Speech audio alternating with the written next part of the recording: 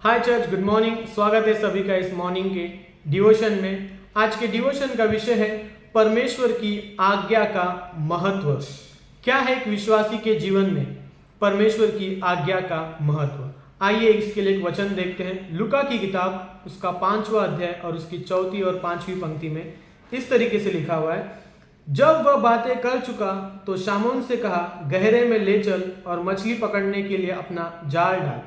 शामौन पतरस ने उससे कहा, हे प्रभु, हे स्वामी, हमने सारी रात मेहनत की और कुछ ना पकड़ा, तो भी तेरे कहने से जाल डालूंगा।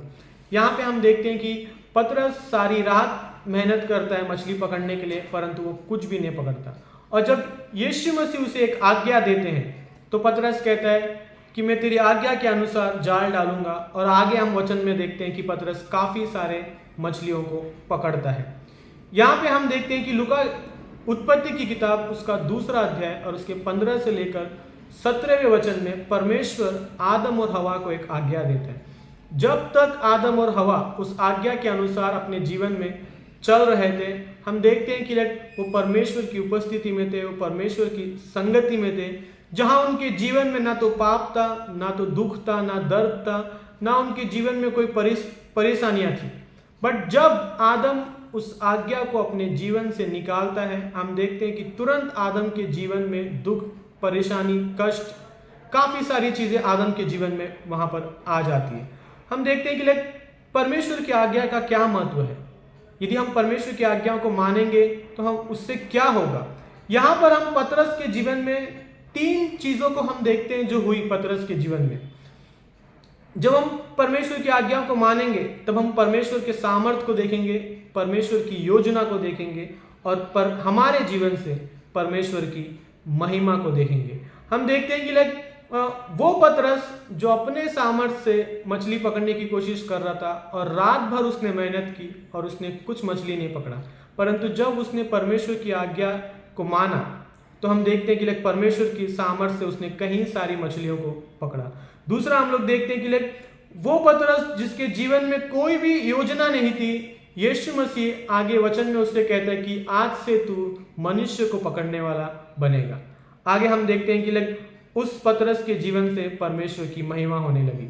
जब उसने प्रचार किया तो प्रेरितों के काम की किताब में 3000 लोग, कई सारे लोग परमेश्वर को स्वीकारने लगे, परमेश्वर पे विश्वास करने लगे।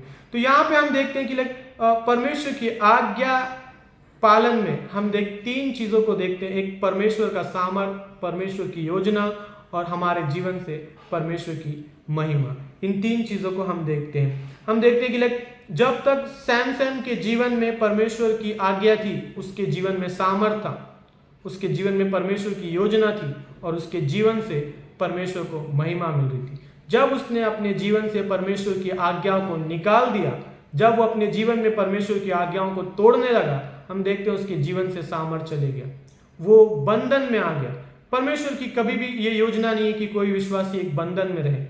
परमेश्वर ये चाहता है कि हर एक विश्वासी स्वतंत्र रूप से अपना जीवन उसके पीछे जिए। पर हम लोग यहाँ पे देखते हैं कि सैमसन के जीवन से सामर्थ्य चले गया, वो एक बंधन में आ गया।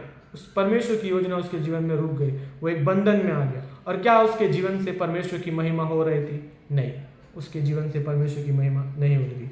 परमेश्वर की आज्ञा हमारे जीवन का मार्ग है। परमेश्वर की आज्ञा हमारे जीवन का मार्ग है और जब हम उस मार्ग में चलेंगे परमेश्वर की आज्ञा के अनुसार, तब हमारे जीवन से परमेश्वर की महिमा होगी।